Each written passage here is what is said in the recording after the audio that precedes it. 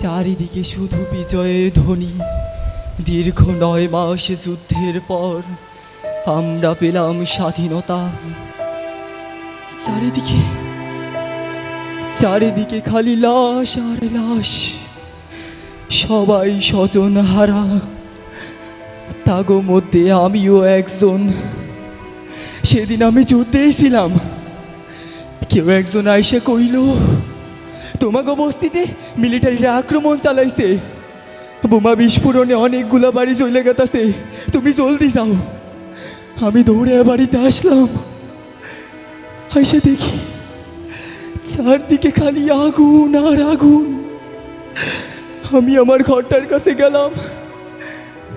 ভিতরে আমার মা চিৎকার করতেছে, সাথে 5 বছরের ছোট ভাই ও চিৎকার করতেছে, আগুন আগুন, বাঁচাও বাঁচাও। আমি চারদিকে মানুষ খুঁজলাম, কেউ ছিল না, সবাই মারা গেছে। আমি কোনো মতরে নিয়ে বস্তির বাইরে রাইখে আসলাম। রাইখে আমি আবার মায়ের কাছে গেলাম, কিন্তু কিন্তু ততক্ষণে মার নাই। মা মা মা, তুমি আমার একা করে রেখে চলে গেলা।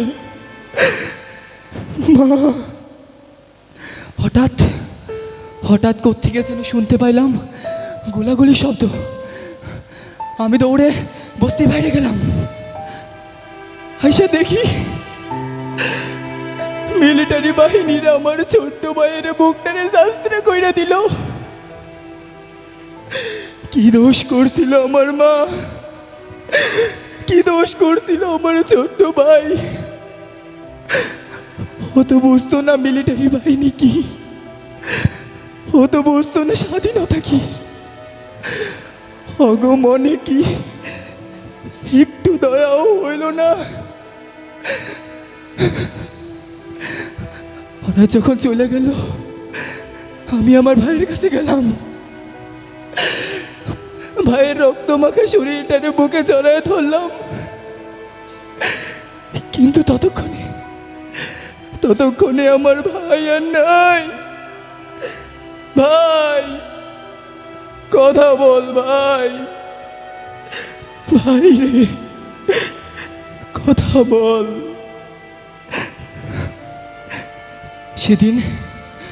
সেদিন আমার মতো আরো হাজার মুক্তিযোদ্ধার পরিবার শহীদ হয়েছে।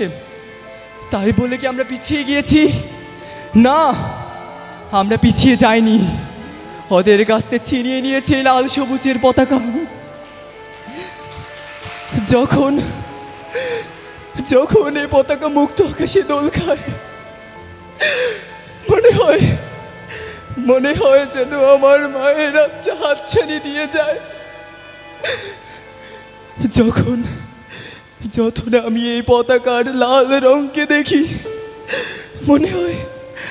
মনে হয় আমার ভাইয়ের বুকের সেই তাজা রক্ত। আমি যতদিন বেঁচে থাকবো এই পতাকাকে আঁকড়ে ধরে বেঁচে থাকবো। যতদিন বেঁচে থাকবো এই পতাকাকে আঁকড়ে ধরে বেঁচে থাকবো।